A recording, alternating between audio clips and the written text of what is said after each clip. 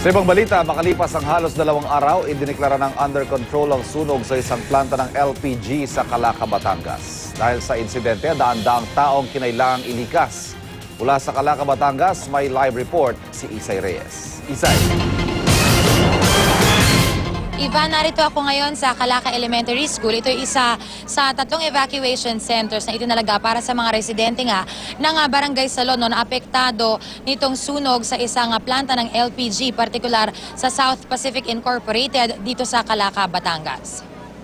Sabado nga ng hapon nang sinimulan ang preemptive evacuation at sa tala kasi ng LGU ng Calaca, nasa 296 na pamilya o 1,126 na individual ang nasa 3 evacuation centers. Kwento sa atin ng isang residente na palikas daw talaga sila sa sobrang lakas ng naging pagsabog noong Sabado na tila ba pakiramdam daw nila'y mabubura raw sa mapa ang Barangay Salon. Umabot kasi sa general alarm ang sunog noong Sabado. Kasalukuyan pa rin binabantayan ng mga taga Bureau of Fire Protection ang planta ng South Pacific Incorporated dito sa Calaca, Batangas. Mayroon pang nasa 10 fire trucks ang nasa loob ng compound at inaasahan daw na buong araw pa sila mananatili rito. Wala nang makikitang apoy mula sa labas, ngunit may usok pa rito. Inuubos na lang daw ang laman ng tangke. 2 naiulat na sugatan sa sunog at ito ay sina Mark Anthony De Chosa ng Parañaque BFP na nasuffocate at nagtamo ng sugat sa kaliwang braso. At empleyado ng LPG Marketers Association na si Almer Anyosa ng Malabon na nakalanghap naman ng kemikal. Malakas talaga. Ilang beses? Abay, 3 beses na nang una hindi po kami nalikas. Nung patatlo po ay talagang hindi na po kami nanatili sa bahay. Talagang kami ay lumikas na. Paano po yung ilang araw na po kayo hindi nakakapalaot? Di mo naman problema. O, suportado naman ang pagkain. Okay lang. May pagkain naman dito. Okay lang.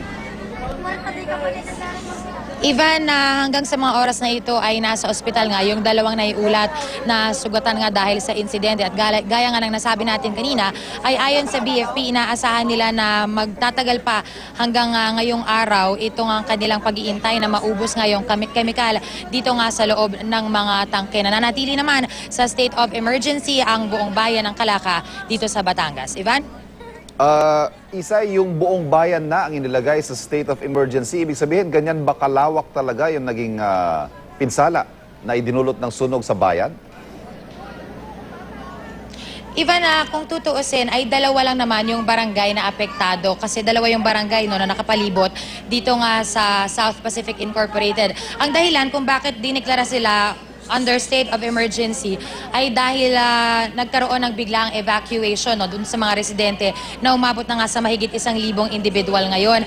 Para nang sa gayon daw ay ma-access nila agad yung kanilang emergency fund at mabigyan nga syempre ng kanilang pangangailangan itong mga residente nga na kinailangan i-evacuate, Ivan. Pero kung titignan natin physically, wala naman tayong nakikita na damage dito sa mga areas nga nearby. Pero nga yung amoy kasi na pwedeng makasama dito nga sa kalusugan ng mga residente na nakapalibot ang naging dahilan kung bakit kinailangan silang i-evacuate agad. Ivan? Malinaw ko lang, Isay, anong pinagkaiba ng state of calamity sa state of emergency?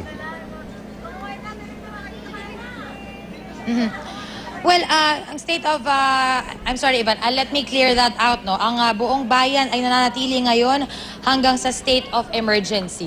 So, meron lang silang difference, yung state of calamity at state of emergency dun sa amount ng funding na pwedeng i-release nga ng local government unit.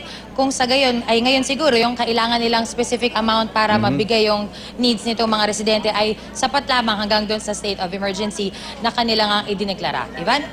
Isay Reyes, maraming salamat.